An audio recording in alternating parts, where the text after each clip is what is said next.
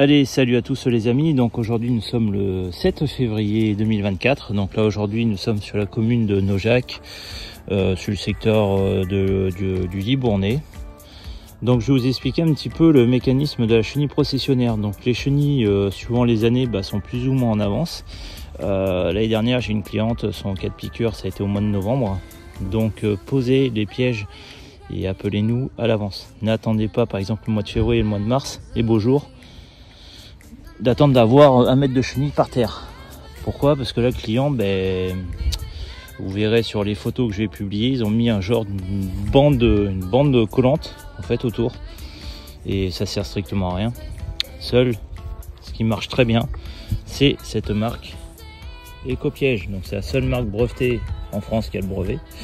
Donc nous les pros, donc moi je suis poseur certifié donc dans le 16, 17 et le 33, c'est ces trois départements là. À quoi ça sert en fait ce type de piège? Vous allez me dire ouais, on trouve les mêmes dans le commerce. Oui et non. Dans le commerce c'est des copies et le matériau n'est pas de même qualité. Donc la procession c'est simple. Donc partons qu'il y a des cocons là-haut. Donc les chenilles vont descendre le long de l'arbre et en posant un bon piège comme ça, si vous voulez, elle va descendre ici, tac tac tac tac tac, et elles vont venir se mettre dans cette goulotte. Dans cette goulotte il y a un tube de descente qui lui descend dans un sac de réception avec du terreau. La chenille processionnaire, en fait, la chenille leader, donc la première, suivie des autres, elles peuvent faire le tour pendant 15 jours dans la goulotte. Et dès lors que la première chenille, donc la leader, va descendre dans le tube, elle va étirer un fil comme une toile d'araignée, c'est un fil de phéromone, un peu ce style-là, je sais pas si vous voyez, là. Un peu ce style-là, elle va mettre ça dans le tube, elle va se mettre dans le sac, et en fait toutes les autres chenilles, plus tard dans la saison, parce que ça commence, les chenilles descendent encore jusqu'à mi-mai, donc toutes celles qui vont descendre vont suivre ce fil, vont faire le tour, jusqu'à descendre dans ce tube et se mettre dans ce sac. Voilà comment se passe la chenille processionnaire. Donc vous allez me dire oui, je connais des pièges, on en a déjà posé, ça marche pas. Oui, alors moi, déjà la seule marque que je pose, c'est mon fournisseur de chez Ecopiège, donc il n'y a que cette marque-là. Je le redis parce que beaucoup de gens me disent oh j'ai déjà posé ça, ça sert à rien. Non, mais chacun son boulot. Parce que c'est pas que le piège à poser. Je sais pas si vous voyez ici, là, tout ça en fait, c'est un genre de mastic en fait qui est bio, qui est fait à base de cellulose et de papier recyclé. Donc on le mélange avec de l'eau, et au contact de l'eau ça fait un peu comme la méthode du ciment. On colle ça dessus, à l'intérieur et dessous, parce que quand j'en ai assez j'en pose dessous, et là on est vraiment sur un truc étanche à 100%. Ok les amis? Donc la chenille processionnaire c'est vraiment un métier, hein. C'est comme les bombes anti-frelons professionnelles, comme je dis tous les ans. Déjà nous les pros on travaille pas la bombe.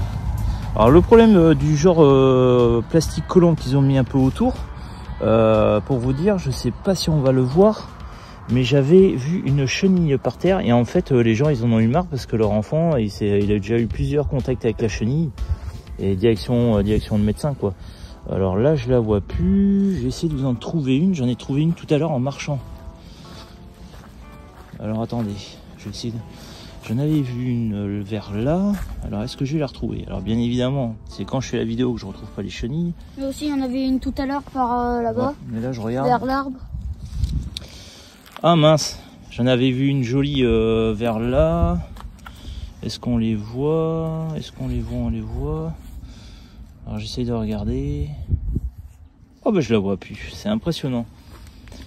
Je l'ai vu tout à l'heure, même mon fils il en a vu une. Ah voilà, en fait le problème, regardez, là voilà, donc là vous avez votre chien qui renifle ça, c'est direction veto. Donc si vous avez un arbre et que d'un coup vous voyez votre chien qui se met à vomir et beaucoup à baver, ne cherchez pas, c'est un contact avec la chenille.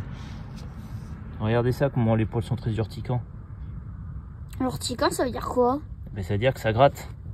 Vous avez vu tout ça? Voilà. Donc une chenille perdue. Là il n'y en a qu'une, mais vous pouvez avoir des fois des longueurs de plus d'1 mètre, les unes derrière les autres. Voilà les amis. On avait vu une vers Montembre. Donc voilà, la pose d'un piège, ça évite tout ça. Et en fait, il y en avait une morte. Ouais. Ici, là, une morte ici. Voilà, vous avez vu, mon fils est œil de lynx. Hop, il y en a une ici, touche pas le loup. Voilà. Vous avez vu? Donc ça, c'est breveté pendant 2 ans, c'est-à-dire que ça, on le laisse pendant 2 ans et vous avez vu l'étanchéité. Petite descente comme ça ici, comme ça la chenille elle peut continuer son tour. Et voilà, le tour est joué. Et en plus, je passe au mois de juin pour enlever le sac. Et vous avez vu, j'ai mis aucun clou parce que j'ai vu des bouchers faire ça, ils mettent des clous, ils clouent les arbres et c'est pas respecter son environnement. Un serre-flex et au moins on blesse pas l'arbre. Mais encore une fois, faut-il travailler correctement. Voilà les amis, sur la chenille processionnaire, l'explication. Allez, à très bientôt pour de nouvelles aventures. Au revoir et bonne journée.